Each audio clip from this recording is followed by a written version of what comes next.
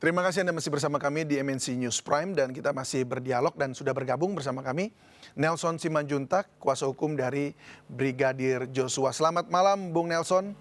Selamat malam saudaraku. Ya, sorry, saya sambil di jalan ya. Saya Baik, ikuti nggak terus. apa-apa. Sudah ada bersama dengan kami di sini Prof. Suparji Ahmad dan juga Prof. Gayus Lumbun. Siap. Baik, Bung Nelson, bagaimana tanggapan keluarga Brigadir Joshua terhadap jalannya sidang pada hari ini? Baik, nah ini terpaksa buka-bukaan ini. Saya dengan keluarga Brigadir Joshua almarhum satu mobil Shinkansen ini. Pada prinsipnya luar biasa pengadilan sore sampai malam tadi di mana semua telah buka-bukaan terang-terang benderang mulai kelihatan hukum itu Indonesia adalah negara hukum. Apa yang menjadi catatan Anda? Baik. Kami dengan sangat antusias, tadi Hakim dengan segala kewenangan yang mereka miliki, saya awali dulu. Ketika sidang diawali, saksi pertama adalah Saudara Kamarudin, dan dilanjutkan oleh saksi lainnya hingga berjumlah 12. Dari Pak Kamarudin secara terang-terangan, 4 bulan sudah kita lalui peristiwa ini, baru hari ini bisa terbuka. Dan dilanjutkan oleh orang tua Brigadir Joshua, Pak Samuel Huta Barat, dan itu kami Bauru Simanjuntak.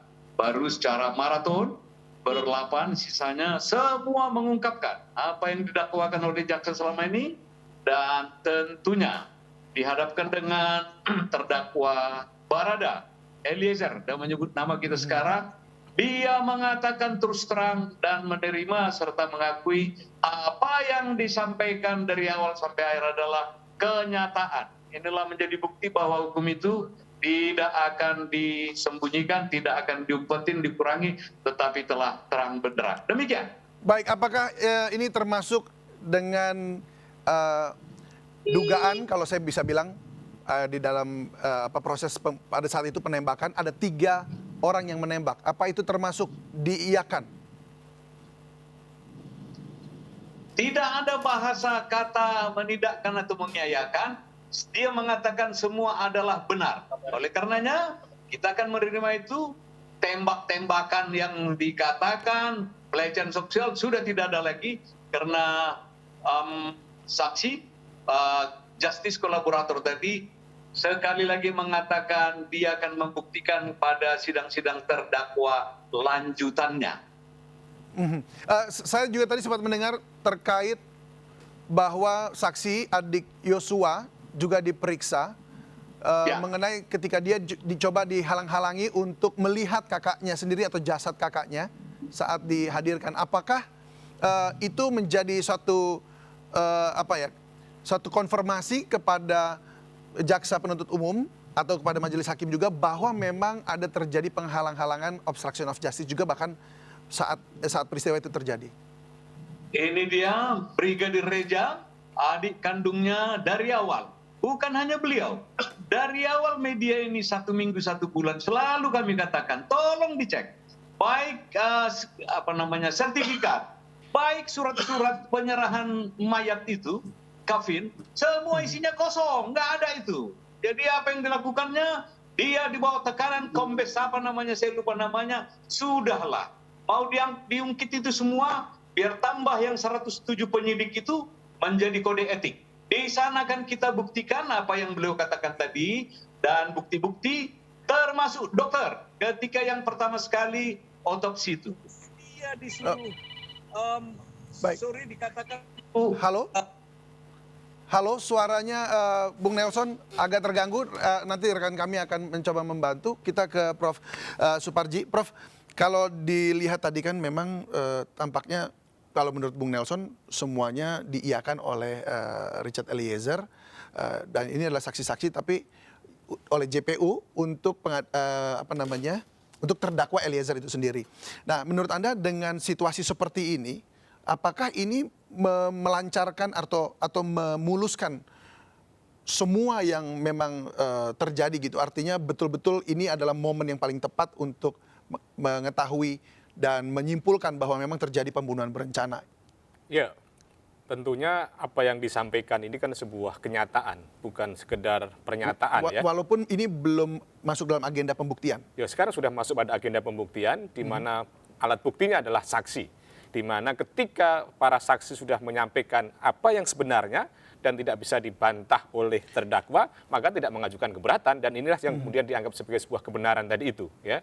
Nah pada sisi yang lain tentunya akan ada proses pembuktian dengan alat bukti yang lain, saksi-saksi yang lain, kemudian surat atau kemudian ahli, petunjuk, dan keterangan terdakwa. Tapi pada prinsipnya yang disampaikan oleh Bang Nelson tadi menunjukkan bahwa apa yang dituangkan di dalam BAP, apa yang dinyatakan dalam persidangan tadi dianggap sebagai sebuah kebenaran oleh terdakwa, tidak ada sanggahan, tidak ada keberatan, dan pengacara dari Barada Eliezer tadi juga mengatakan tidak banyak menunjukkan pertanyaan karena dianggap sebuah kebenaran tadi itu. Ya. Ini tentunya akan memperlancar proses persidangan dan juga bisa dipertimbangkan untuk mungkin memberikan keringanan kepada terdakwa karena kooperatif dan tidak memperoleh hasil persidangan gitu ya. Gitu. Oh, seperti itu ya, Prof. Ya. Iya. Baik, kalau gitu kita ke Prof. Gayus. Prof, Anda sebagai hakim, Prof, melihat persidangan yang kemudian dikonfirmasi tadi, jadi sengaja dibuat mute ya tanpa audio untuk supaya tidak ada bias tadi, lalu kemudian diiyakan oleh si terdakwa Richard Eliezer. Apakah ini artinya hakim sudah bisa langsung mengambil keputusan itu langsung bahwa memang ini terjadi proses pembunuhan berencana dan kemudian menghanguskan laporan yang dibuat oleh Verdi Sambo bahwa ada pelecehan seksual? Tentu tidak cuma sederhana itu ya. Hari ini adalah pemeriksaan pada saksi korban, yaitu kelompok orang yang teraniaya dalam perkara ini. Nah, ini tentu akan dilakukan hal yang menyangkut klarifikasi, konfirmasi, dan sinkronisasi. Sinkron tidak keterangan ini dengan keterangan yang nanti akan disidangkan berikutnya. Maka tiga hal inilah bagi saya sikap hakim menjadi yakin. Hakim terasa yakin dan mengambil putusan. Ini perjalanannya. Tetapi yang saya katakan pentingnya hari ini adalah bagaimana memeriksa seorang saksi berkaitan dengan perkara berat, yaitu perkara pembunuhan berencana atau pembunuhan mati, dan menjadi kunci karena yang bersangkutan ini adalah pelaku yang melakukan permintaan untuk melakukan sesuatu hal dan menembak. Ini penting sekali, dari sinilah nanti akan terungkap. Jadi majelis hakim sudah sangat cerdas, sangat profesional untuk memilih lebih dahulu saksi Eliezer untuk menceritakan dengan jujur, karena dia GC. Kalau dia tidak jujur, tidak lengkap, akan dihapus hak GC-nya itu oleh hakim, karena penentu GC adalah hakim, diusulkan oleh LPSK dan JPU. Ini pandangan saya. Nah, bagaimana saya akan menggunakan hari pentingnya hari ini? Karena dia sebagai seorang pelaku ya, sifatnya adalah bahwa yang bersangkutan ini adalah pleher, pelaku yang melaksanakan.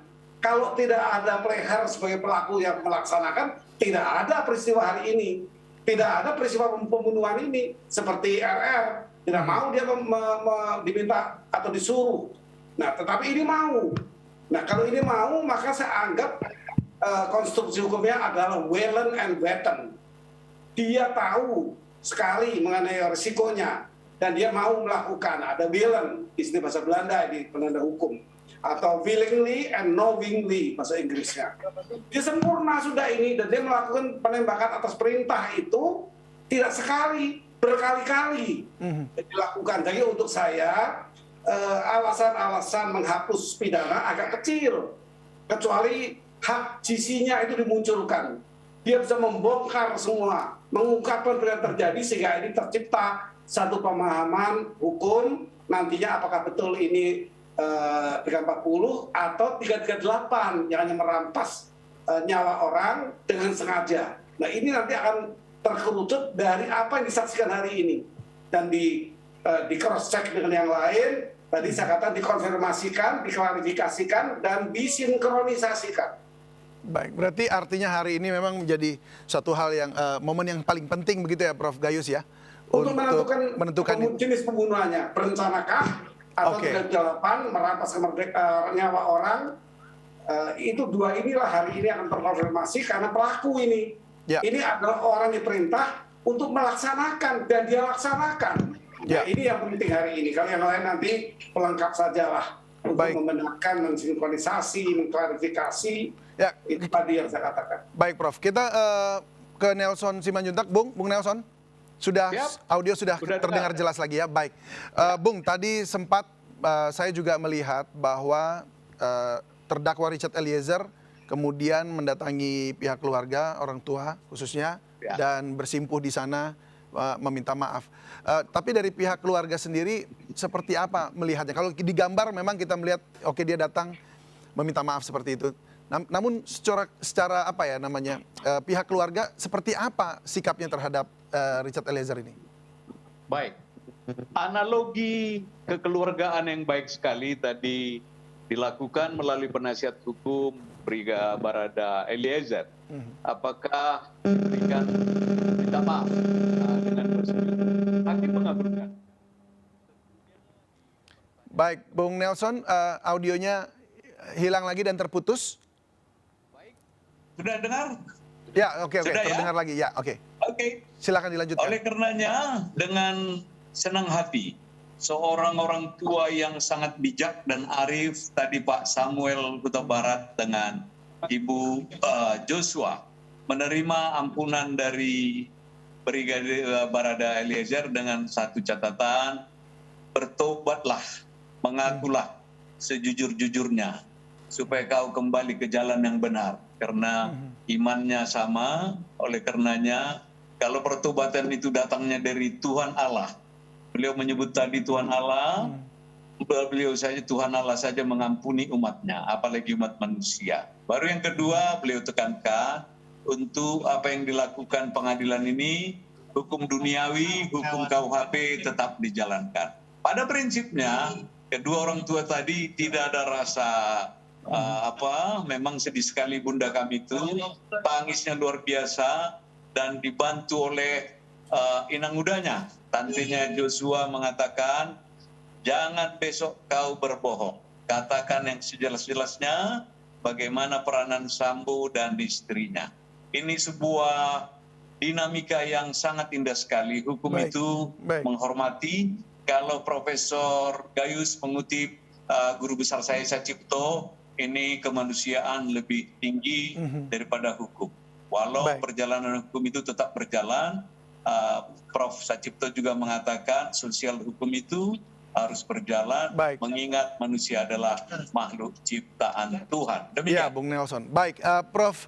Suparji Ahmad, mungkin boleh kasih closing statement mengenai peristiwa pada hari ini di pengadilan. Ya, saya kira peristiwa hari ini adalah salah satu bagian upaya untuk membuat terang benderang perkara, dan kita apresiasi apa yang telah disampaikan oleh para saksi.